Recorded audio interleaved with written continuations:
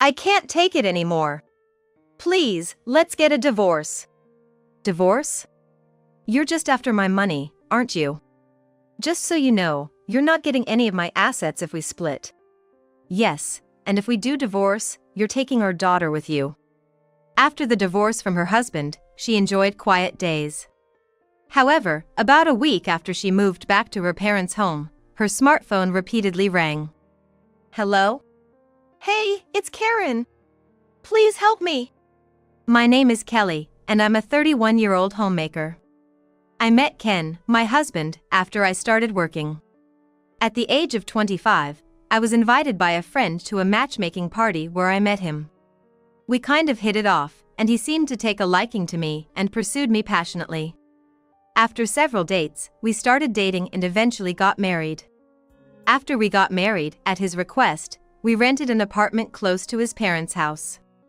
Although there were some disagreements, we maintained a good distance from his easygoing father and somewhat stern mother without any major issues. Our busy yet peaceful days were happy, and life with my husband was a lot of fun. One day, I found out I was pregnant, which thrilled me as I had always wanted children. Thinking about the future, I planned to return to work after maternity leave, but my husband wanted me to take care of our baby and stay close to the child, so I quit my job. I agreed with my husband's thinking, so I didn't regret quitting at all. Above all, my husband, who told me to rest assured because he would provide for us, was dependable. But not everything about being pregnant was joyful. When I told my in-laws about the pregnancy, my father-in-law was very happy and congratulated us, but my mother-in-law had a stern look on her face and said to me, "Make sure you have a boy." Her words weighed heavily on me. I loved my child, whether it was a boy or a girl. However, my mother-in-law strongly hoped for a boy. To avoid any unnecessary drama, I just smiled and brushed it off at the moment, but it really upset me. I'm not having a child for my mother-in-law or anyone else. I just want to build a happy home with my coming child and my husband. But now that I'm gonna be a mom, I need to be able to keep a straight face even when pressured like this. I decided I need to be strong. However, with the severe morning sickness dragging on, I started losing my mental composure, and it became hard to just laugh off the pressure from my mother-in-law. Foods that I used to enjoy before pregnancy now make me nauseous just by looking at them. My cravings keep changing, and I've been in a physically and mentally tough situation. It's gotten to the point where I don't even want to go outside, and I've been staying home more and more. Despite how bad I felt lying there nauseous, my husband unreasonably demanded housework. "Hey, where's my dinner?" "Sorry, the morning sickness is really bad. I haven't been able to make it yet." I had told him beforehand to eat out. There was a high chance I wouldn't be able to make dinner also. But he just glared at me with a harsh face. "Huh? Morning sickness isn't a sickness, right? Then don't slack off on the chores. Get up and cook, you lazy bum." With a look of disgust and a heavy sigh, my husband glared at me. I wish I could do the housework properly if I could. But cooking has been difficult with constant nausea. My husband wouldn't forgive me. "Come on, get up off the couch already. You're really sloppy." All I could do was apologize while suppressing my nausea. "I'm sorry, but I've been feeling sick all the time. Just the smell of the food ingredients makes me want to throw up. Let me rest a bit more and then I'll cook. Why don't you take a bath first?" When I said that, my husband looked exasperated. "Are you still planning to rest? I can't believe you're always at home and can't even manage your health. You know you're being supported by me, right?" That's how he always harshly throws words at me. Reluctantly, I got up unsteadily and, while enduring his sarcastic remarks, I made his dinner. Since the pregnancy started and morning sickness kicked in, my husband began to make verbally abusive comments. He used to say, "Don't worry, I'll support us," but now it's, "Be grateful that you're being supported." Where did that reliability go? The pressure repeatedly put on me by my mother-in-law, who came to check on me now and then, seemed to make my morning sickness worse. The only one who scolded them and showed understanding of my condition was my father-in-law. "Why do you keep putting pressure on her like this? Normally, you'd be kinder and watch over her. Don't you know how hard pregnancy can be? When the dignified father-in-law spoke, even the mother-in-law fell silent. His presence was truly a blessing. Thanks to my father-in-law, I was able to get through several tough periods of morning sickness and reach the day of delivery. The baby born was a very cute girl. I named her Hannah, hoping she would shine as her name suggests. This must be what they mean when they say the apple of my eye. She was truly angelic.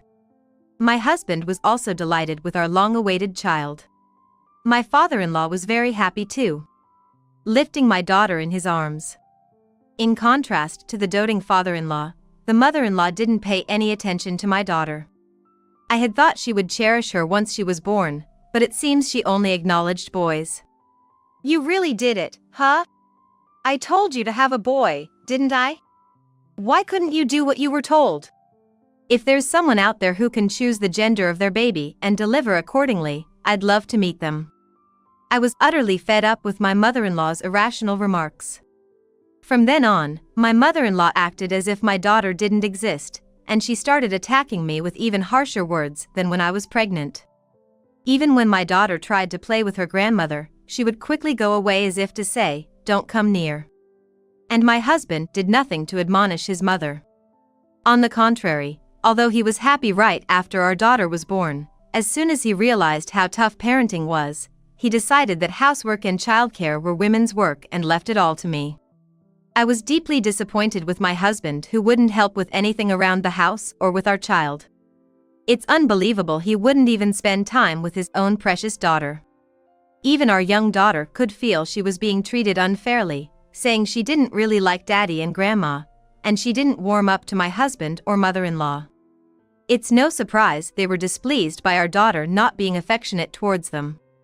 But such convenient things just don't happen. The only one who reached out to help me, overwhelmed with childcare, and thought of my daughter was my father-in-law alone. He would help out with the housework, saying, "Rest, I'll handle this," and played with my daughter, showing how much he supported us. However, one day, this pillar of support had an accident while out and injured his leg, leading to hospitalization. That's when my mother-in-law's tyranny began. With my father-in-law out of sight, she began calling me and my daughter to her house more frequently, claiming it was an emergency. "Kelly, come quickly, it's an emergency." Rushing to my in-law's house, I found my mother-in-law smirking with a broom in hand. "You're not working, so can you clean up? And do the shopping too, please." That's how she started dumping all the housework on me. At its worst, I even had to run errands to buy snacks she craved from the department store. My mother-in-law, also a homemaker with plenty of time, never worked herself. If I protested, even in front of my daughter, the sarcasm would come back tenfold. That's why I gradually stopped resisting. My husband did absolutely no childcare or housework, just loafed around whenever he was home. And my mother-in-law, thinking I should be the one moving, never once scolded him. It happened on the way back from shopping with my daughter, as instructed. Around the corner near my in-law's house, I could hear my mother-in-law and a neighbor talking. I naturally stopped and listened in on their conversation. "My daughter-in-law is so selfish and rude, it's terrible. She complains about everything, truly the worst. My son is so kind that he looks the other way, but I feel like I need to teach her properly. Having a bad daughter-in-law is such a struggle for a mother-in-law." The topic my mother-in-law was happily chatting about was her gripes about me. As if agreeing with her demeaning tone, several people were laughing. If she thinks it's so bad, she should do the housework herself. Was everything I did for my mother-in-law meaningless? I instinctively gripped my daughter's hand tighter. And as the conversation got more heated, my mother-in-law even began to complain about my daughter. "And the granddaughter isn't cute at all. She doesn't warm up to me one bit. It must be her mother putting ideas in her head. Otherwise, she would naturally like me." I quickly covered my daughter's ears, but she might have heard a bit, as her expression clouded over. It's not me but my mother-in-law who is the reason she doesn't warm up, yet she always wants to blame others. Because of my mother-in-law spreading gossip, neighbors started whispering and looking at me suspiciously. I'd want to rely on someone, but my family is as far as a plane ride away, and I don't have friends nearby. If I stay here any longer under these conditions, I'm gonna lose it. Though I haven't planned any specific actions yet, my desire to get a divorce was growing. At least I should try to reduce the time I spend at home more than necessary to avoid my mother-in-law. If I could start working, it would distance me from my in-laws and prepare me for the future. Housework, childcare, and work would increase, but I wanted to keep my distance from my mother-in-law. For that, I needed to put my daughter in daycare. I decided to discuss it with my husband right away. But he furrowed his brows and yelled at me. Huh? Of course not. How can you even think of leaving your child with someone else? Are you even a real mother? That's absolutely unacceptable. You're really a terrible wife. How could he say that? He's always lounging around on weekends and never takes care of our daughter. To my surprise, my husband immediately contacted his mother. He tattled as if it were wrong for me to want to work, and upon hearing this, my mother-in-law rushed over from her house. What are you thinking? It's natural for a mother to stay at home and take care of the house. Why don't you understand that? My mother-in-law shouted angrily like that. Basically, both my husband and mother-in-law just want me to be a convenient housekeeper. If I went to work, their handy helper would be gone. Being attacked by both of them at once, I didn't even have a chance to respond, and the next day the snide remarks from my mother-in-law got worse. Eventually, all talk of daycare and working fizzled out. After a while, my father-in-law was discharged from the hospital, but the days of being summoned by my mother-in-law whenever he was away continued. And the days of being belittled and burdened with menial tasks drained me more and more. My husband, too, would blame me along with his mother without defending me.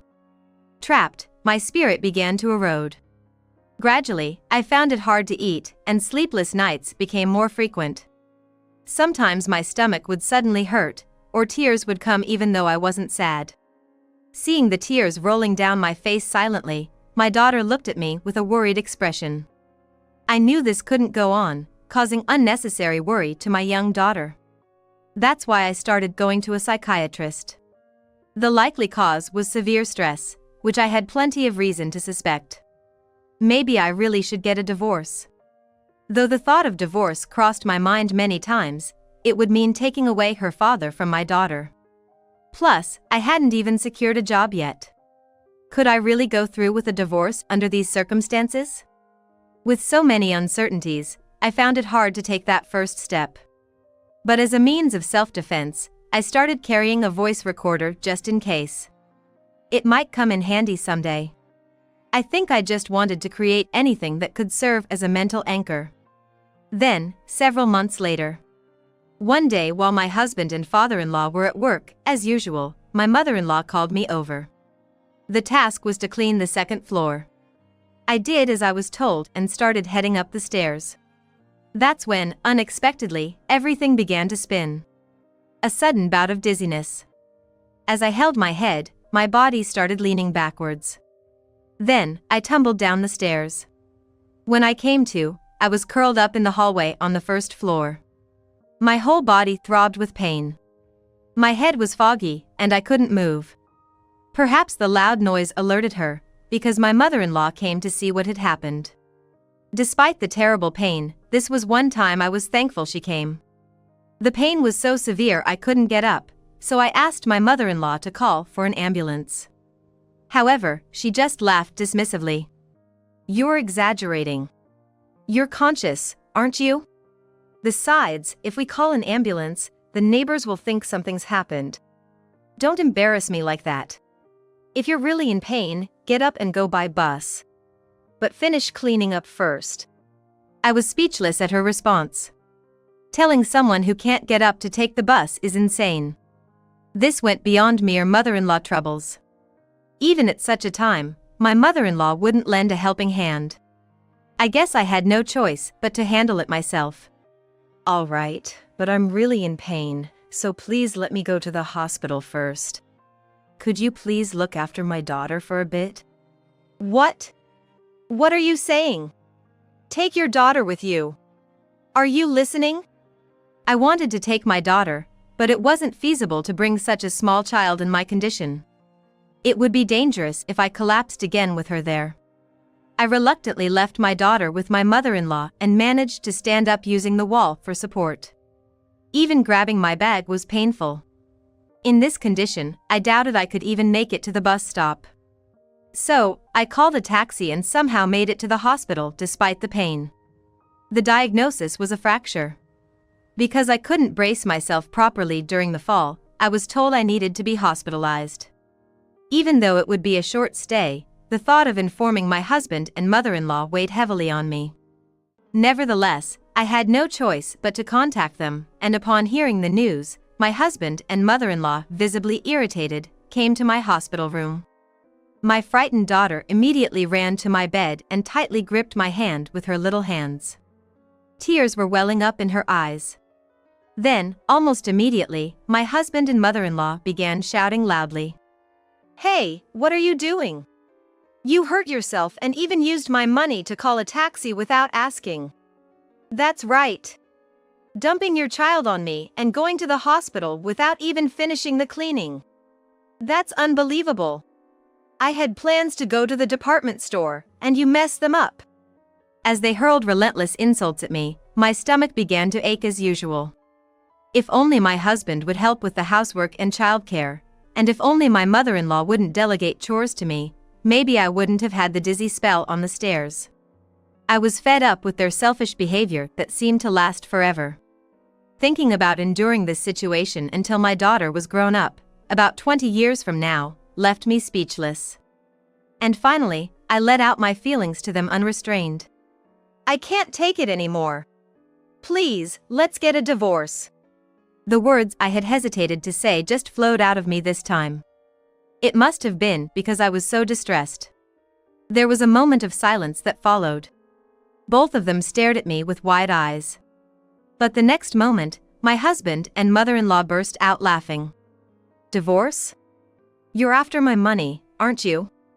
Just so you know, you won't get a dime of my assets if we divorce." "That's right, and if we do divorce, you should take our daughter with you.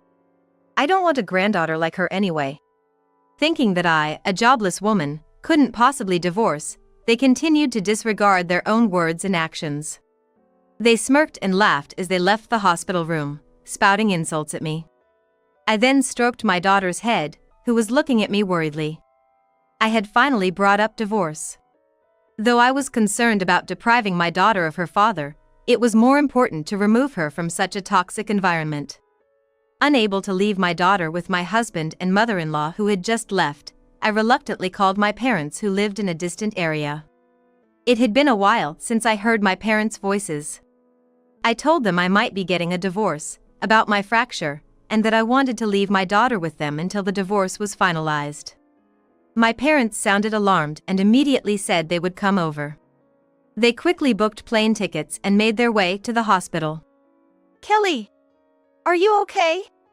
When my parents arrived in the hospital room, they looked at me and my daughter with concern. As I detailed what my husband and mother-in-law had done, my parents had stern expressions on their faces. I couldn't stop crying as I talked. "You've endured so much, but I wish you had reached out to us sooner. You are always our precious child. I'm sorry, Mom and Dad." I was relieved that my parents listened to my story. But it must have been hard for them to tolerate their child being treated so poorly. After asking me to wait a bit, they left and actually went to confront my in-laws. When they returned, they shared what had happened at my in-laws' house. My father-in-law was there too, having returned from work, and after hearing everything from my parents, he immediately apologized. "I am truly sorry for hurting your precious daughter." Then, he turned to my husband and mother-in-law, visibly angry. "What are you doing? Did you enjoy bullying my daughter-in-law while I was away? I didn't raise a son to be such a disgrace. And you, behaving like this as a wife, embarrass me. What do you think of your granddaughter? Rejecting her because she isn't a boy or because you think she isn't cute, what right do you have?" It seemed that my father-in-law was genuinely angry, but my mother-in-law and husband showed no signs of remorse and kept making excuses. Every time they opened their mouths, it was to blame me and absolve themselves of any wrongdoing. Seeing that they remained unrepentant even after being scolded, my parents were utterly dismayed. They then told me to go ahead with the divorce and expressed their support for my decision. After a short hospital stay, I was discharged, and with the divorce papers in hand, I headed straight to my in-laws' house. Determined to focus only on my daughter and avoid any further involvement with my husband and mother-in-law, I went to their house to express my intention to divorce. When I did, my husband suddenly exploded in anger and started yelling at me. "You were actually serious about getting a divorce? How can you even divorce without a job? It's terrible that you involved your parents in this mess. And it's your fault that Dad scolded me." He ranted and attacked me with his words. "It's because of your own actions that you got scolded. You reap what you sow. Just sign this because I'm getting a divorce anyway." I maintained my composure and stood firm. It was childish of my husband to blame me for getting scolded when it was his fault. As I pressed the issue of divorce, my mother-in-law grabbed my arm and shook it violently. "Kelly, you must have charmed Dad. I can't let my guard down around you. You're the worst." "That's not true at all. Let go of my arm." I shook off my mother-in-law's grip, and then my husband glared at me. Just as my mother-in-law raised her hand to strike, my father-in-law intervened loudly. "Hey! What are you doing?" His shout made my husband and mother-in-law shrink back. Even I was a bit frightened by the rare anger shown by my usually gentle father-in-law. In the ensuing silence, my husband was sweating and fell silent, while my mother-in-law began to tremble, baring her teeth and clenching her back teeth with tears welling up in her eyes. She was staring at my father-in-law. "Why do you always take her side? You are my husband, you should be on my side. You must be charmed by this younger woman, that's it." She shrieked at my father-in-law, attacking him. It was all just baseless accusations, but she didn't stop. Disgusted, my father-in-law retorted. "Why can't you see anything beyond your own perspective? I am stopping you because what you are doing and saying is wrong. Take a moment to reflect on your own words and actions."